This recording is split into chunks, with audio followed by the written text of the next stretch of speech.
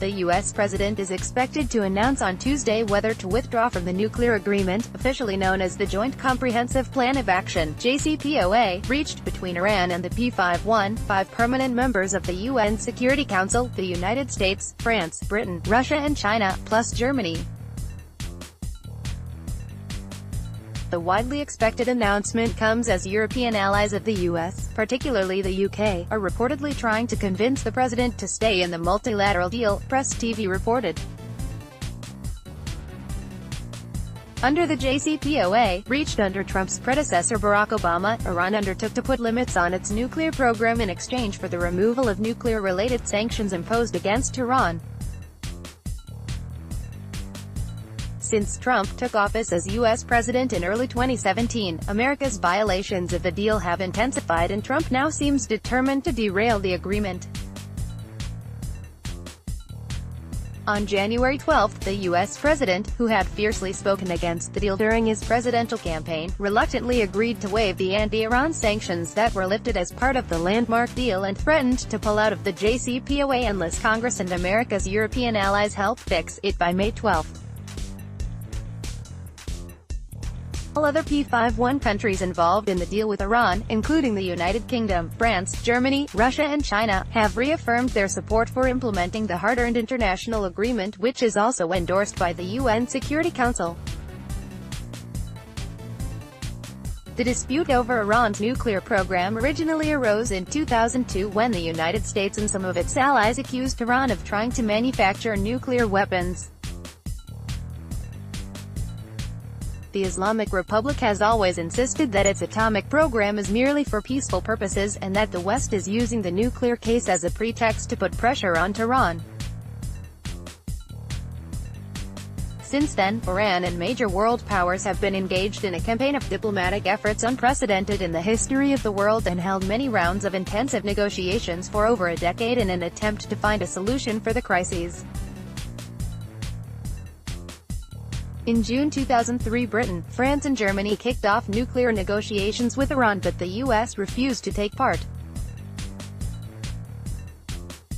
In October that year, Iran voluntarily suspended uranium enrichment and allowed snap inspections of its nuclear sites by the International Atomic Energy Agency (IAEA).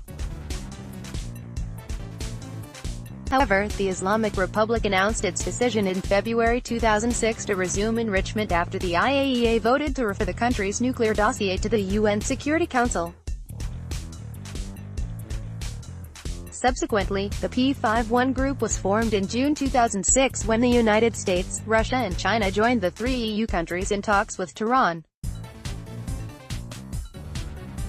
From December 2006 till 2010, the UN Security Council imposed 6 rounds of tough nuclear-related sanctions against, while the US and the European Union were also imposing their own unilateral measures against the Islamic Republic. In response, Iran sped up its nuclear work and increased the number of its centrifuges. In an attempt to allay Western concerns, Iran, Turkey and Brazil signed a fuel swap agreement, called the Iran Declaration, on May 17, 2010, when talks between Iran and the P5 were showing little progress. Under the declaration, the Islamic Republic agreed to ship 1,200 kilograms of its low-enriched uranium to Turkey to be exchanged for 120 kilograms of 20% enriched nuclear fuel rods to power the Tehran research reactor for production of radioisotopes for cancer treatment. The arrangement, however, failed to work due to heavy U.S. pressure, and the UN Security Council immediately imposed U.S. proposed sanctions against the Islamic Republic despite Iran's trust-building initiative. In January 2011, nuclear negotiations between Iran and the P5 broke down and remained stalled for over a year. By the time Hassan Rouhani became Iran's president in August 2013, with his campaign promise of resolving the nuclear dispute through diplomacy, the Islamic Republic manufactured nearly 20,000 centrifuges from just a few hundred in 2002. Iranian officials argued that sanctions had just boosted Iran's nuclear program and led to production of more centrifuges.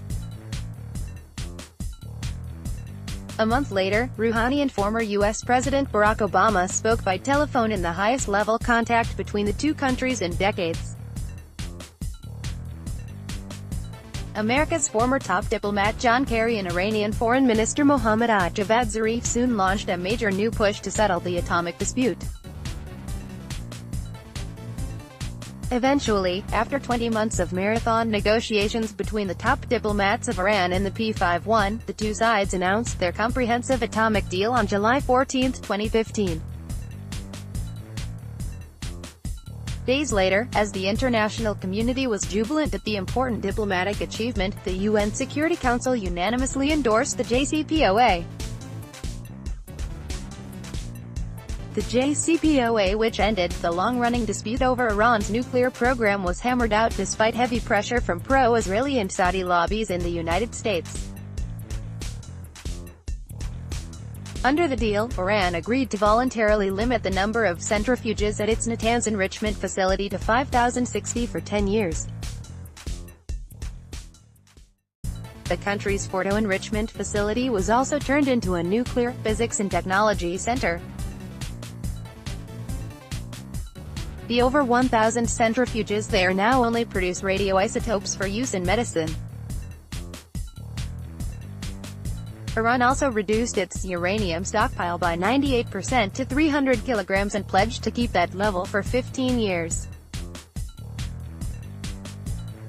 The Islamic Republic also committed to keeping the level of nuclear fuel enrichment at 3.67%. Moreover, Tehran undertook to redesign its heavy water reactor near the city of Arak. Based on the JCPOA, Iran is not allowed to build heavy water reactors for 15 years.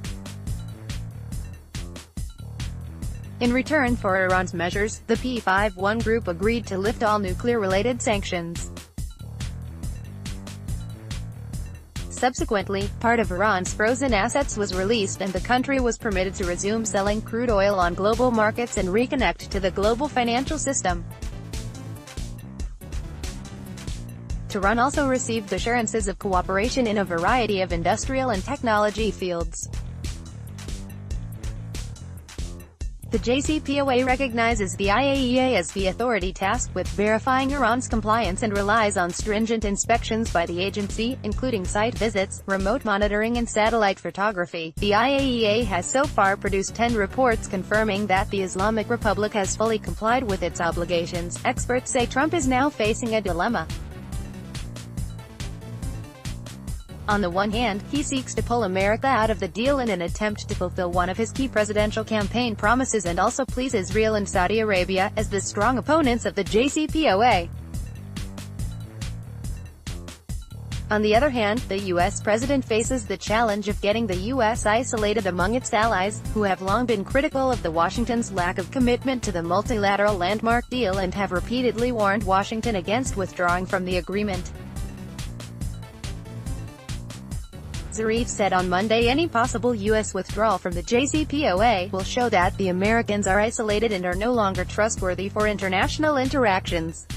In late April, Macron made a visit to the U.S. mainly to persuade Washington to stay in the JCPOA. Following the meeting, the French president told reporters that he thought Trump would decide to exit the deal.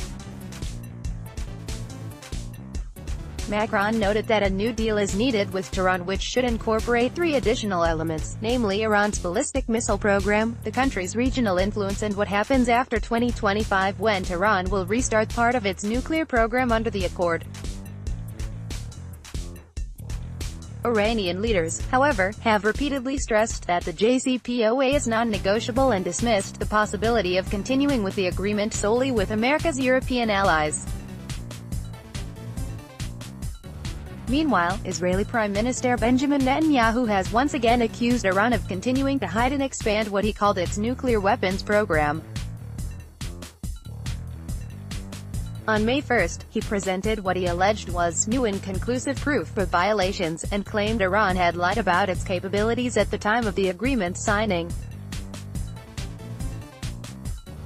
A day after Netanyahu's allegation, the UN nuclear agency reiterated in a statement that it had no credible indications of activities in Iran relevant to the development of a nuclear explosive device after 2009, citing its assessments from 2015.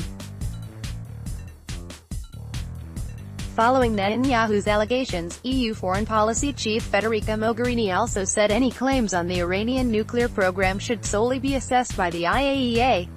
British Foreign Secretary Boris Johnson also reaffirmed his country's support for the landmark nuclear deal,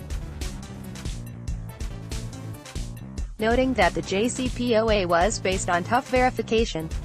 Russia and China, as the other signatories to the JCPOA, have warned against efforts to scrap the landmark accord and pledged to continue to honor their commitments under the deal.